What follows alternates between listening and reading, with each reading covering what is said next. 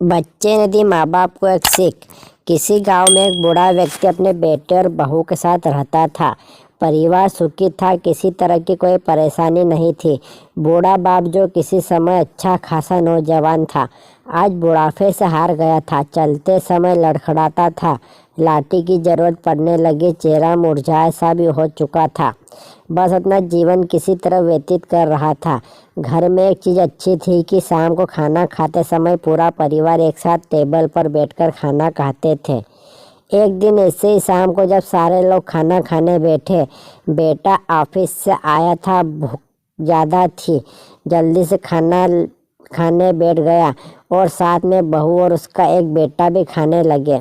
बूढ़े हाथों ने जैसे ही थाली उठाई तो थाली हाथ से फिसल गई, थोड़ी दाल टेबल पे गिर गई। बहू बेटे ने गुस्से से पिता की ओर देखा और फिर से अपना खाने में लग गए। बूढ़े पिता ने जैसे ही अपने हिलते हाथों से खाना खाना शुरू किया तो खाना सभी कपड़ों पे गिरता, कभी जमीन पर। बहू चिढ़ते हुए कहा, है राम, कितनी गंदी तरह से खाते हैं, मन करता है कि इनकी थाली किसी अलग कोने में लगा देते हैं। बेटे ने भी ऐसे सिर हिलाया जैसे पत्नी की बात से सहमत हो। उनका बेटा यह सब मासूमियत से देख रहा था।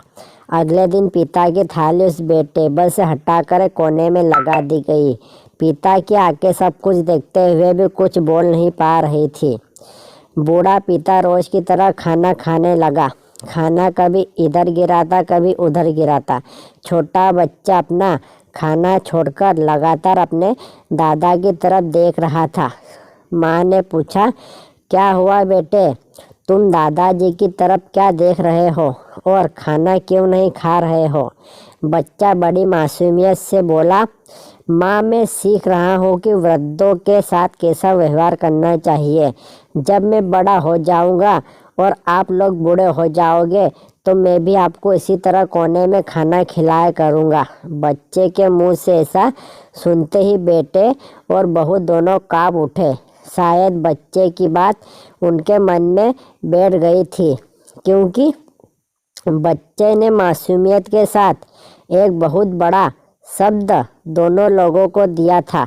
बेटे ने जल्दी से आगे बढ़कर पिता को उठाया और वापस टेबल पे खाने के लिए बिठाया और बहू भी भागकर पानी का गिलास लेकर आई और पिताजी को पानी पिलाया।